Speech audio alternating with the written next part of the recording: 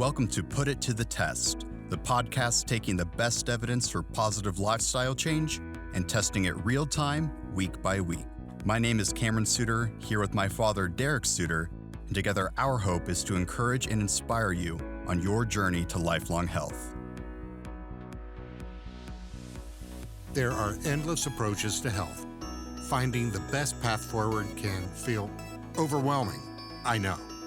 Instead of wading through the sea of restrictive diets and exercise programs, let's try something different. What if there is a way to not only lose weight, but to gain a lifestyle that allows for sustained, ongoing, and ever-increasing well-being? I'm going to put it to the test. This podcast chronicles my own journey with the support of my son to adopt a truly healthy lifestyle. So join us as we discuss the factors that play into health from an easily digestible layman's perspective. All things from habits and mindsets to nutrition and exercise. And with that, let's get started. For those listening, a quick bit about my history. I've been plant-based or vegan. We can discuss the distinction between those terms later. But for 3 years now, a little over 3 years, and it's been such a boon for my personal health journey.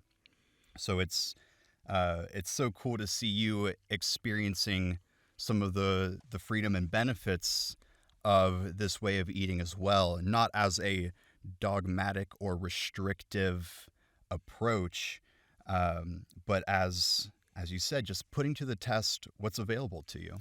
What was it that got you into the vegetarian vegan lifestyle? Why did you decide to go that route? What was the turning point for you that said, hey, I don't want to eat meat. I want to eat plant-based foods. What was it that drove you to where you're at now? That's a really good question. Sometimes it's easy to forget what those reasons were once you've been doing something for so long. But I tend to think of three primary factors that would motivate anyone and also motivated me to explore an increasingly plant-based lifestyle. The first of which, and I'll go from order of least impactful to me to most impactful. So the least impactful reason would be for environmental concerns. Some people really have a heart for just how the Earth's resources are used. And Right. There's a lot of information about the benefits of a plant-based lifestyle, helping you to do your part to support that. And that's awesome for those who have a passion for it. The second reason would be for concern for animals. The reality of factory farming, it's not a pretty reality. And that was always kind of a dissonance that I had in the back of my head as I would buy what I thought were, healthy, lean meats, eggs, dairy, yogurt, whatever it was, where I knew that where these items were sourced from was not something that I felt great about, but I really felt like, well, is my abstinence from this product really going to make a difference? And again, for some people, that's number one, where they have very little passion or interest in the nutritional benefits of plants, but they choose to be vegan for concern of animals. Sure. As you know, I have a huge heart for animals. Well, animals have a huge heart for you, too. Aww. Cameron is the person that any animal, even wild animals, will come up to him to be affectionate with him, for lack of a better term, for them to let him pet them. I've seen wild deer come up to Cameron and allow them to pet them and actually lay down on the ground and allow them to lay his head on their body. I don't know of any other person who has that capability or a connection with animals to that degree. Animals in petting zoos will come up to him naturally without being coaxed. It's incredible to witness this. So I can understand his heart for animals and having a difficulty with leading a carnivorous Right. lifestyle at all. So I can attest to his fondness and love for animals firsthand just by the fact they love him back. Well, I think it was all the years of growing up watching Snow White on VHS repeat, and just the idyllic situation of going out into the forest and summoning my friends. It was just such a beautiful Can you picture. sing for us? I will not. I will not subject our listeners to that. I digress. That leads us to the last reason, which for me was the primary motivator to explore plant-based nutrition, and that was learning about the just the vast nutritional benefits, health benefits of this lifestyle. I've always had some interest in just being generally healthy, trying to work out, not necessarily having much of focus within those things, but that general focus led me to some videos on YouTube that really sparked my attention. One of which you'll relate to because I know you've seen recently is a TED Talk given by Dr. Michael Greger on the ability of a plant-centric diet to not only stop but potentially reverse the leading killers of of Western culture, especially just from various diseases. And that data really struck me because I've heard, like, of course it's good to eat your plants, to eat your veggies, your greens and fruits and all these things. But when I actually saw peer-reviewed, double-blind, placebo-controlled trials showing that this can change people's lives, I was like, wow, this is incredible. If I adopt this now, then I can only imagine how great I'll feel moving forward. And admittedly, I knew our family history. I knew that heart health issues have been an issue here and there for us. And I wanted to just do what I could to move forward on the most healthy foot. And if I could be of resource or encouragement to the rest of our family, I'd love to do that. I hope I've never come off as pushy. No, again, our family is very loving and caring and understanding of individual needs. Your mother would go out of her way to provide vegetarian options for you anytime you come to our She home. did. And Yep. our house is always stocked with options for everybody's dietary needs. And of course, if there was anything left over, I had no problem with eating vegetables left over. I'm an equal opportunity consumer. I didn't discriminate amongst any food groups at all. And just to be completely transparent, I'm not completely vegetarian, nor am I completely vegan. I would say 95% plant-based at this point. Since the initial diagnosis of the coronary artery disease issue several weeks ago. I do enjoy fish, so I will have tuna, salmon, tilapia, cod, those types of fish baked in an oven. I'm not eating anything that is deep fried. Vegetarian, pescatarian, you could call me. And that's so that I have some variation and reference back to my previous lifestyle, Right. and to give me flavor and protein options too. It's a learning process for me to learn appropriate proteins and appropriate amounts. I've completely embraced this. Again, we're not here to beat anybody over the head with what it is they're eating or not eating, or with any political agenda one way or another associated with plant-based diets. Right. It's a lifestyle issue for us for health and well-being and longevity. It's not about, oh, you vegan you, oh, you meat eater you, or anything like that. It's about, please consider these things as success that we have had and will have in the future, Yep. that you could embrace this and have similar success also. It's all up to you. It's a decision that all of us have to make. And I'm glad you made that decision to have an incredibly healthy lifestyle. And that's something that I've always admired about you since you started this. And I've often made the comment to people about all three of my children. My oldest son is Kyle. My daughter is Kristen. My second son is Cameron. I've often made the comment, I want to be just like Kyle. I want to be just like Kristen. I want to be just like Cameron because they are incredible people. They have an incredible mom who has Yes, we done do. a fantastic job of raising all of us, me being the biggest kid. I've taken such pride in the adults that my children have become that I want to emulate them. And that's why I turn to Cameron as my coach and mentor on this nutrition venture that I'm on. And hopefully, the things that we share here will be things that can help you, no matter where you're at in your lifestyle, if you have nutritional concerns or not. That if there's something that we can share with you that helps you along, then we feel that we've done what we set out to do with this podcast by bringing this information to you. Yeah. Thank you for that. It means a lot to hear, though it's not been the first time I've heard it. Don't let it go to your head. Yeah. Well, I'll be sure. But I love the perspectives that you're bringing to this, especially with the transparency of, it's not about being 100% this or that. And that's something that has been important to me as well, even though I do live, I'd say, a 99% vegan lifestyle. I love Christmas cookies, and that's not the hill I want to die on. Well, there's got to be some indulgences. Yeah. Once in a while.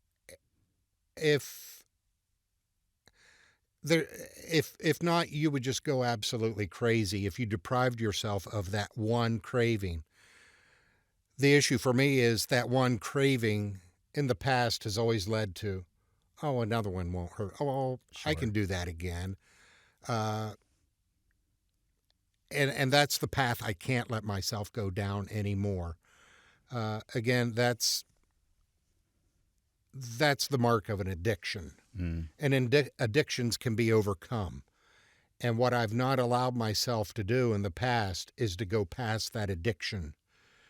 I've always given in to the addiction and said, oh, you know what?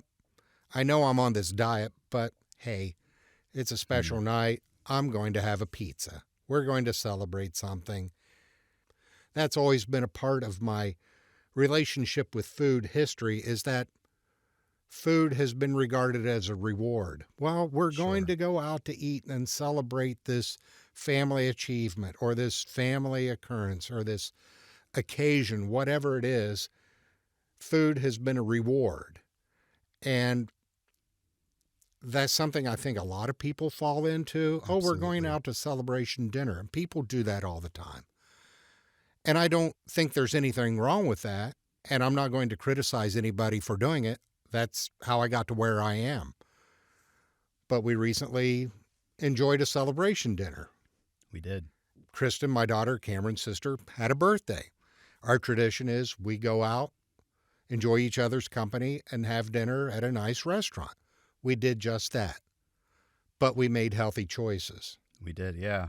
It was so good. There are healthy choices, and restaurants have, over the past several years, started to realize that people are more and more making healthy choices when they eat out, and they're providing the means by which they can do that. Again, I'm not saying you have to give up eating out. I myself have to make healthy choices when I do choose to eat out. And that's what we want to share. Here's how I'm making healthy choices. Maybe this will benefit you. Right. And the bottom line of it, and one of the most important words that I've learned to adopt as a focus for my approach to health, is sustainability. Again, not necessarily from an environmental perspective, but from a habit perspective of what is a way that I can eat that will give me joy, will fuel the type of lifestyle that I want, that I can carry on for the rest of my life. Not to say that I won't discover new foods or get tired of something and phase it out from time to time, but a general approach to eating that is in service to me rather than me serving my food. And I think the way that you have described this new mindset that you're moving forward with is directly in line with that. And I really love hearing about that. I did have one question, maybe just as we look ahead into this journey that you are taking on, setting goals for yourself and your health. Are there any maybe reservations or roadblocks that you foresee in the future that you might have to combat? Because I know in the past you've had experiences with diets, and so there's, even though those kind of have a temporary uh, lens on them, as you've spoken about, of like, okay, I'm going to go on a diet for a little bit of a time, but maybe it's not the way I'm going to eat forever. Uh, I do know you have experience with trying to adjust your lifestyle. So is there anything that comes to mind of like, I'm putting my best foot forward with this lifestyle change, with increasing just the amount of plants that comprise my diet, but I'm going to have to see how this will work out, or I'm going to have to see how we combat this when this sort of situation arises. That's a great question, and there's a lot of answers to that. My experience with the previous diets and attempts at lifestyle changes have been they had some of the components that you touched on as far as sustainability was concerned. That they had a program to lose weight quickly and then wean you off of certain products that you purchased as part of the program, Okay. be it some sort of a protein supplement or a meal packet or whatever their product was that was part of the diet. Then you were supposed to learn how to substitute back normal grocery shopping foods to sustain that. I see. So one particular program I was on was based on protein packets that you would take and transform into other edible items. So you used it as an ingredient to make cookies or crackers, Right, right. or as an ingredient to make a sauce with, or a dessert or something, so that you were actually getting a tangible piece of food that you made with other ingredients that were healthy to give you the protein component. The idea then was to substitute them back with purchased foods from your grocery market, to substitute back for normal eating and continue that lifestyle. I never got to the point of substituting. I just substituted with all the wrong foods. I went back to the old eating habits. So there's a sustainability feature that going on some sort of a structured diet program always didn't work for me in that way. I couldn't sustain or make the transition to the traditional eating. So the idea wasn't that you were going to be on protein powders or prepackaged diet food packets for the rest of your life. You were going to learn how to modify and buy the healthy foods. The plant-based lifestyle kind of takes a little bit of that transitional work out of it for you. I see. It makes it easier in my mind to say I can have success with this because I know I am only eating these items. The things looking forward that concern me are things that I have experienced in the past that have contributed to my weight gain and my inability to lose weight, is emotional eating. Yeah. And that's something that anybody who suffers from food addiction issues understands. It is a coping mechanism. Yes. Using food as a coping mechanism is something that I've always done. If I'm happy, I eat. If I was sad, I would eat. It was everything. Again, you could say that to a certain degree, food was an idol. And I've mentally have been all through these things, and I know them in my mind, and I know that what I'm doing is not correct for my health, but I did them anyway. And I'm not an addiction expert, but I'm an addict. An addict will justify themselves in what they're doing, no matter what they're addicted to. Sure. Those are the things that I know I'm going to face in the future, that there's going to be some sort of an emotional bridge that I have to get across. Yeah. At some point, I'll be tempted or desire to turn to foods that I know aren't appropriate for me. And I'm going to have to face that challenge, knowing that, okay, this will take me down a path that I may not be able to return off of, because I've done that in the past. I haven't faced that challenge yet, although I'm very early into this process. I haven't faced it yet, but I know at some point I will face that, and that I will have to decide how I'm going to react to that at that time. I'm working on building the resolve to say, no, I can't do that. Yeah. One of the things, just to give you an incidental here, and how committed my family is to this, upon learning of my coronary artery disease situation, Alicia, my wife, went through the cabinets and the cupboards and packed it all up and said, we're giving it away. And I've given several bags of food away at work. We have a community table where things that people don't want, food could be anything, they set them there and they disappear. Yeah, they do. And they go to someone who needs them or wants them for whatever purpose. And I feel that I've donated to someone who needed them.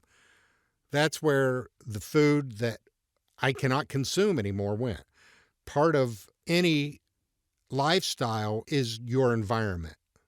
And I think that's something we're going to touch on in the future. Yes. But that's a great thing to share with you, is that controlling your environment is essential to success in any weight loss and lifestyle change program that you might be considering.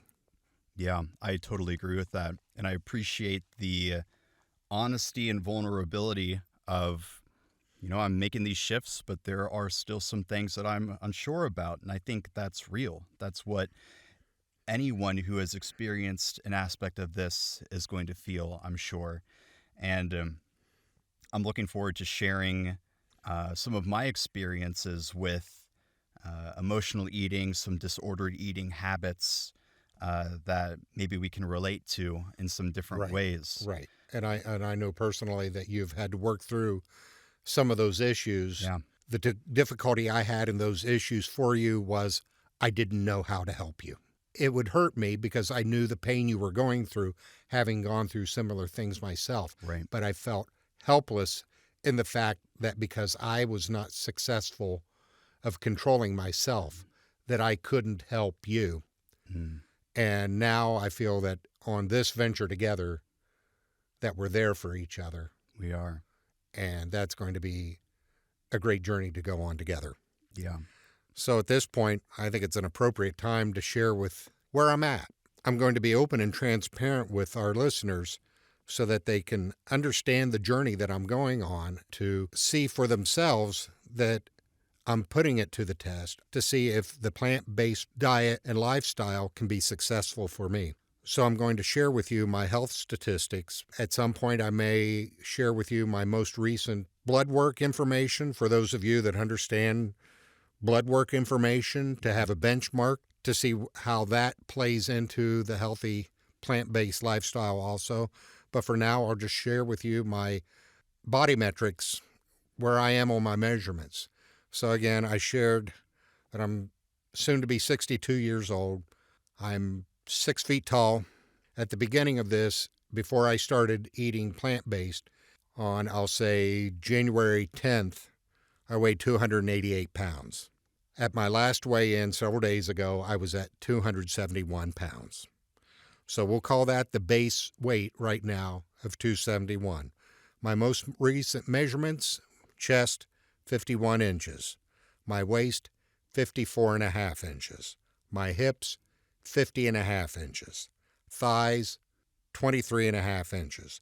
And my biceps, 14.25 inches. I do hope to take on some exercise programs and to increase my overall health through exercise and to increase muscle mass as I go through this weight loss program. So hopefully we'll see some improvements in either a reduction of some of the measurements, but a gain in some of the others where appropriate. That's what I wanted to do. I wanted to be transparent with everybody so that there is a trackability to this journey, that we can see that it works together. Yes. As we put this to the test. Well, I think that's so awesome. And I think providing that objective data is going to be such an encouragement to people, because it's helpful to have an anecdote that can inspire people, but actually having the numbers to back that up and to show that this is something that people can trust and explore themselves, I think is so worthwhile.